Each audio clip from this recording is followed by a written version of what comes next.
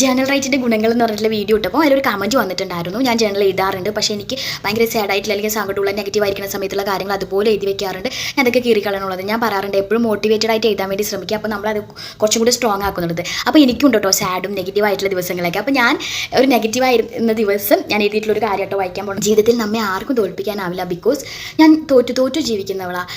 അങ്ങനെയുള്ളവർ മുന്നിൽ ഒരു തോൽവിയും ചെയ്യിക്കില്ല. കരയാൻ 1000 കാരണങ്ങൾ കാണാം, കരയില്ല എന്ന് തീരുമാനിച്ചാൽ ഒന്നും ഉണ്ടാകില്ല. ഞാൻ ജയിക്കാൻ തീരുമാനിച്ചാൽ ആർക്കും എന്നെ തോൽപ്പിക്കാനാകില്ല. ഞാൻ തോൽക്കില്ല, പണമില്ല, ഭാഗ്യമില്ല, വേണ്ടോ ശ്വാസമുള്ളിടം കാലം വരെ ഞാൻ ജീവിക്കും. കുട്ടിയിലെ ഒന്നുമില്ലായ്മ പഠിച്ചവളാ ആ എന്നോടാ കളി. ഞാൻ ഹാർഡ് വർക്ക് ചെയ്യും. ഒരു ഭാഗ്യക്കേടിനും നിങ്ങളൊക്കെ പറയുന്ന ഒരു നിർഭാഗ്യത്തിനെയും എന്നെ തോൽപ്പിക്കാനാകില്ല. I love my life, I lucky woman. ഞാൻ ഒക്കെ നേടും, ഞാൻ സക്സസ് ആവും. ആ ദിവസം നീ അടക്കം എല്ലാവരും കൈയടിക്കും, ബിക്കോസ് ഞാൻ തീയിൽ കൊടുത്തവളാ, വെയിലത്ത് പാടില്ല. Thank you so much my faith, നീയാണ് എന്നെ സ്ട്രോങ്ങർ ആക്കിയത്. ഇതാട്ടോ ഞാൻ എഴുതിയിട്ടുണ്ടായിരുന്നത്. എന്നെ മോട്ടിവേറ്റ് ചെയ്തിട്ട് എഴുതാനാണ് എനിക്കിഷ്ടം. അങ്ങനെ എഴുതുമ്പോഴാണ് എൻ്റെ മനസ്സിന് സന്തോഷം കിട്ടുന്നത്.